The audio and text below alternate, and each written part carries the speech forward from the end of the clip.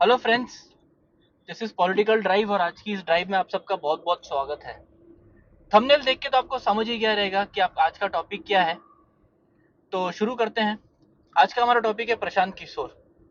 जिनको नहीं पता उनके मैं बता दूं कि प्रशांत किशोर कौन है। एक छोटा सा इंट्रोडक्शन देता हूं। प्रशांत किशोर नेशनल पॉलिटिक्स की लाइमलाइट में आया 2014 जनरल इलेक्शन के रिजल्ट्स के बाद, जिसमें ये सामने आया कि नरेंद्र मोदी का जो कैंपेन था उसको डिजाइन और एग्जीक्यूट करने में प्रशांत किशोर का बहुत बड़ा हाथ रहा है। 2014 के इलेक्शन रिजल्ट्स के बाद कुछ समय के बाद कुछ मनमुटाव हुआ प्रशांत किशोर और बीजेपी यानी कि मोदी जी के बीच में, और प्रशांत किशोर ने अपना रास्ता बदल लिया। उसके बाद उन्होंने एक नई भूमिका अपनाई जिसको इलेक्शन स्ट्रैटेजिस्ट के नाम से पहचाना गया, और उन्होंने अपनी शुरुआत करी 2015 के बिहार इलेक्शन से, जहाँ पे महागठबंधन का इजाद हुआ, जिसमें जेडीयू और आरजेडी ने एक अलायंस बनाया जिसमें बीजेपी हार गई। उसके बाद प्रशांत किशोर ने एज ए इलेक्शन स्ट्रेटेजिस्ट कई स्टेट गवर्नमेंट्स को हेल्प किया, कई पार्टीज को हेल्प किया, और जिसमें कांग्रेस है, पंजाब की वाईएसआरसीपी वगैरह है। और as a election strategist Prashant Kishor ने अपना आखिरी इलेक्शन बंगाल का लड़ा, जो अभी रिसेंटली हुआ 2 साल पहले, जिसमें तृणमूल कांग्रेस टीएमसी ने बीजेपी को बुरी तरह से हरा दिया। उस इलेक्शन के रिजल्ट के बाद प्रशांत किशोर ने ये जो सेगमेंट है इलेक्शन स्ट्रेटेजिस्ट का, वो छोड़ दिया और एक जन स्वराज नाम का एक अभियान शुरू किया, जिसमें पिछले 1.5 साल से प्रशांत किशोर बिहार के अंदर चल रहे हैं। और उस पदयात्रा में वो हर शहर, हर गली, हर नुक्कड़, हर मोहल्ला, हर घर में जा जाके लोगों से बातचीत कर रहे हैं, और जिस भी शहर या फिर मोहल्ले में जाते हैं वहां पे एक छोटी सी जनसभा करते हैं। और उस जनसभा में वो जो बातें करते हैं they are very much true, वो बहुत सच है और काफी कड़वा सच है। अगर मैं आप लोगों को उसको एक छोटे से ब्रीफ में बताऊं तो प्रशांत किशोर ये कहते हैं अपनी जनसभाओं में कि आज तक बिहार के लोगों ने जितना भी वोट दिया है वो पूरा का पूरा जाति के नाम पे दिया है, जाति यानी कास्ट के नाम पे मेजरली, और माइनॉरिटी ने बीजेपी को हराने के लिए वोट दिया है। और जितना भी आज तक ये हुआ है उसमें जो बिहार के लोग हैं उनकी हालत सुधरी नहीं है बल्कि बद से बदतर हो गई है। और जो पलायन की समस्या है, पलायन यानी कि माइग्रेशन, पलायन की जो समस्या है वो और बढ़ गई है। फिर वो चाहे गरीब का घर हो या अमीर का घर हो। अगर गरीबों का घर है तो उसमें जो लड़के लोग जो माइग्रेट करते हैं दिल्ली या मुंबई जैसे बड़े शहरों में जाते हैं तो वो गधा मजदूरी का काम करने के लिए जाते हैं।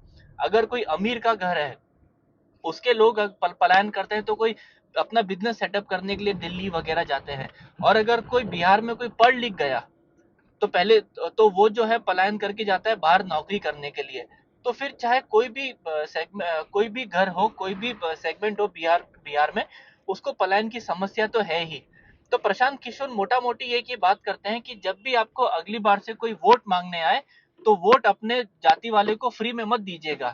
वो एक एग्जाम्पल से भी समझाते हैं कि अगर मान लीजिए आपकी कोई दुकान है और आपका जाति वाला अगर आपकी दुकान में आके सामान खरीदने आता है, तो ये देखिए कि आपका जो ग्राहक है वो आपका जाति वाला है, आप उसको 5% या मैक्सिमम 10% का डिस्काउंट दे दोगे, आप उसको फ्री में सामान तो नहीं दोगे। और उसके आगे वो ये कहते हैं कि तो फिर आप अपना लाखों रुपए का वोट वोट मांगने वाले नेता को फ्री में कैसे दे देते हो। या फ्री में तो नहीं, एक 500 रुपए की नोट और चिकन बिरयानी की फुल प्लेट पे आप अपना वोट दे देते हो। तो यही होगा जो अभी तक होता आ रहा है। और आगे चल के वो ये कहते हैं कि अगली बार जब आपका इलेक्शन हो तो वोट देने से पहले अपने बच्चों के लिए वोट दीजिए। यानी कि जो वोट मांगने आ रहा है उससे अपने बच्चों के लिए स्कूल मांगिए, अपने लिए रोजगार मांगिए, और फिर उसको वोट दीजिए। बिकॉज जिस चीज के लिए आप वोट दे रहे हो आपको वही चीज मिलेगी। और ये बात काफी हद तक सच है। फिर आगे बढ़ के वो ये कहते हैं कि जो भी लोग 40-50 साल के हो गए हैं उनकी जिंदगी में तो कोई बदलाव सुधार आने की उम्मीद अभी है नहीं। लेकिन अगर आप चाहते हो कि आपके बच्चों की जिंदगी सुधरे, आप जैसी आपकी जिंदगी कटी है वैसे आपकी बच्चों की जिंदगी ना कटे, उसके लिए जो नींव है वो आज ही आपको रखनी पड़ेगी, तब जाके आपके आपके बच्चों की जिंदगी में बदलाव आएगा। और ये जो लड़ाई है 1 साल 5 साल पुरानी नहीं है, काफी लंबी लड़ाई है। और इस चीज से मैं पूरा का पूरा प्रशांत किशोर से अग्री करता हूँ। ये हो गई प्रशांत किशोर की बात। अब जहां पे मैं जो हमारे वीडियो का टॉपिक है कि क्या Prashant Kishor is going to be the new Arvind Kejriwal, अगर हम लोग थोड़ा फ्लैशबैक में जाए करीब 11-12 में, तो उस टाइम पे हिंदुस्तान में काफी करप्शन की न्यूज आ रही थी, और उसी बीच टेररिज्म के काफी अटैक्स भी हो रहे थे, देश में काफी अनसेफ का माहौल भी था। उसी बीच फिर निर्भया का कांड हो जाता है और पूरा देश में एक गुस्सा उमड़ पड़ता है, और उस गुस्से के रिजल्ट में बाहर आता है आईएसी, इंडिया अगेंस्ट करप्शन। और इंडिया अगेंस्ट करप्शन से बाहर आता है अन्ना आंदोलन, और अन्ना आंदोलन से बाहर आता है अरविंद केजरीवाल। अरविंद केजरीवाल की उस समय की बातें और प्रशांत किशोर की आज की बातें, अगर आप ये दोनों सुनेंगे ना, तो दोनों सेम टू सेम लगेगी। आपको दोनों के दोनों भगवान का रूप लगेंगे, आपको दोनों सुन के लगेगा कि ये जो बोल रहे हैं सही बोल रहा है, और इसी वक्त इनको पावर दे देनी चाहिए। अरविंद केजरीवाल की आप अगर उस समय का भाषण सुनेंगे, तो ये कहता है कि जो सोनिया गांधी है उसको, उसके ऊपर केस चलाने की जरूरत नहीं है कि वो करप्ट है, उसको लो और उसको जेल में डाल दो, और आप देखिएगा कि व्हाइट मनी जितना हमारा बाहर है उसका आधा हिंदुस्तान में आ जाएगा। और आज वही अरविंद केजरीवाल उसी कांग्रेस की गोद में जाके बैठा है लोकसभा की सीट शेयरिंग की बात करने के लिए। अरविंद केजरीवाल उस टाइम पे कहता था कि जो लोग ईडी सीबीआई के समन स्किप करते हैं, उनको पहला समन स्किप हो गया तो दूसरे समन से पहले ईडीआई ने उनको उठा ही देना चाहिए, ईडी ने उठा लेना चाहिए उनको, यानी कि एक सॉर्ट ऑफ जेल में बंद कर देना चाहिए। ये वही अरविंद केजरीवाल है जो अभी सीबीआई के खुद साथ साथ समन स्किप करके बैठा है, और 8वें समन में बोल रहा है कि मैं आपके साथ वीडियो कॉन्फ्रेंसिंग में बात करने के लिए तैयार हूं। क्यों भाई? ये वही अरविंद केजरीवाल है जो उस टाइम पे अपने आप को कट्टर ईमानदार बताता था, अपने आप को ईमानदारी की बड़ी बड़ी कस्में खाता था, और आज उसका डेप्यूटी सीएम जेल में बंद है फॉर करप्शन इन वोट, शराब घोटाले में। उसका एक दूसरा मिनिस्टर जो है सत्येंद्र जैन, मई 2022 से जेल में बंद है। 3 महीने के बाद सत्येंद्र जैन को 2 साल हो जाएंगे जेल में, और उसको नरेंद्र मोदी या किसी ने बंद नहीं किया, उसको देश की अदालतों ने जेल में बंद किया है, और उनको बेल देने का कोई नामो निशान नहीं ले रही है, कोई नामो निशान नहीं ले रही है कोर्ट्स। ये हाल है। तो मुझे ये डर है कि उस टाइम का जो अरविंद केजरीवाल है और आज का जो अरविंद केजरीवाल है उसमें जमीन आसमान का फर्क है। कहीं प्रशांत किशोर भी तो ऐसा नहीं हो जाएगा, बिकॉज पावर की जो भूख है उसमें अभी तक प्रशांत किशोर को हमने टेस्ट नहीं कि प्रशांत किशोर उसमें टेस्ट नहीं हुआ है।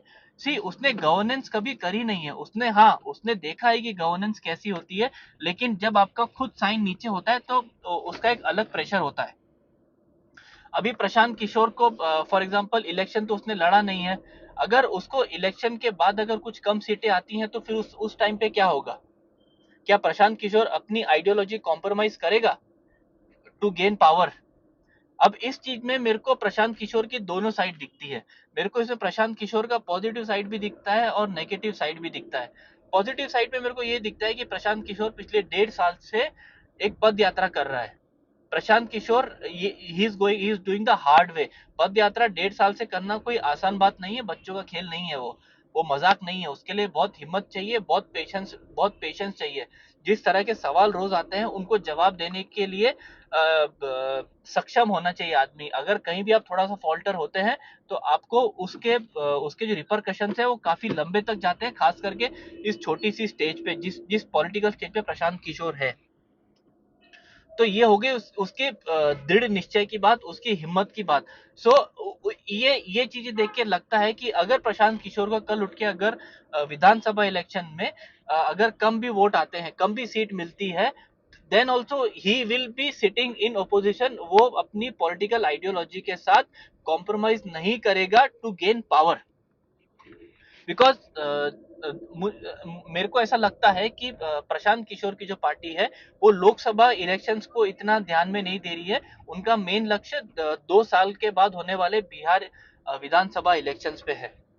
और ये तो हो गई प्रशांत किशोर की पॉजिटिव। अगर हम नेगेटिव पे आए तो प्रशांत किशोर पिछले 2 साल से, ये सॉरी 2 साल से नहीं, पिछले 2 साल से पहले पिछले 10 साल से वो अलग अलग पॉलिटिकल पार्टीज के साथ अलाइन होके उनके मैसेज को ग्राउंड लेवल पे परकोलेट कर रहा था, उसके वोटर्स को कन्वर्ट करने के लिए। सी इलेक्शन स्ट्रेटेजी मतलब क्या है? इलेक्शन स्ट्रेटेजी मतलब आपका जो ग्राउंड वोटर है, आपका जो करंट वोटर है उसको अपने पास रखो, आपका जो स्विंग वोटर है स्टेट में उसको अपने पास लाओ, और ओपोजिशन का जो वोटर टूट सकता है उसको तोड़ के अपने पास लाओ। यही तो काम होता है इलेक्शन स्ट्रेटेजिस्ट का। और ये काम कोई इलेक्शन स्ट्रेटेजिस्ट तब तक नहीं कर सकता जब तक आप उस एक पॉलिटिकल पार्टी के साथ अलाइन ना हो। आपको उस पर ट्रस्ट ना हो कि it is going to work, ये सही चीज है। और अगर प्रशांत किशोर अगर प्रशांत किशोर उस पॉलिटिकल पार्टी की थेरी से अलाइन नहीं था, जितने भी उन्होंने पार्टीज के साथ काम किया है, then he was faking it. और अगर he was faking it, then that makes Prashant Kishor even more dangerous than Arvind Kejriwal. और अगर Prashant Kishor was not faking it, then also in that case also he cannot be trusted। तो ये दोनों चीजें हैं जिससे I am not able to gauge कि प्रशांत किशोर will go इन विच वे। और अगर आप दूसरी साइड अगर आप देखेंगे तो प्रशांत किशोर जब इंटरव्यू देता है तो उस टाइम पे वो सबको अटैक करता है। वो आरजेडी को अटैक करेगा, वो कांग्रेस को अटैक करेगा, वो कांग्रेस के स्टेट लीडरशिप को अटैक करेगा, बीजेपी की नेशनल लीडरशिप को अटैक करेगा, लेकिन वो बीजेपी की स्टेट लीडरशिप को इतना अटैक नहीं करता है। तो मुझे ऐसा लगता है कि कहीं ना कहीं Prashant Kishor realise the possibility that he might not be able to get full majority on its own। तो वो एक विंडो ऑफ नेगोशिएशन बीजेपी के साथ खुला रखना चाहता है for the post poll alliance if there is any possibility. हालांकि दिस इज ये सिर्फ मेरा एक गेस है, but I could be wrong like many other things. तो ये मेरा इस पूरे प्रकरण को लेके मेरा एक ये व्यू है। आप लोग प्लीज शेयर कीजिए कि आप लोगों का क्या व्यू है कि Prashant Kishor going to be लगता है कि आप लोग is going to be the next Arvind Kejriwal, और I am just overthinking it. ये था आज का हमारा वीडियो गाइस। नेक्स्ट टाइम हम दोबारा फिर से मिलेंगे, तब तक के लिए अपना ख्याल रखिए। और मेरा आप सबसे रिक्वेस्ट है कि मेरे चैनल को शेयर कीजिए, लाइक कीजिए और कमेंट जरूर कीजिए। Thank you very much guys.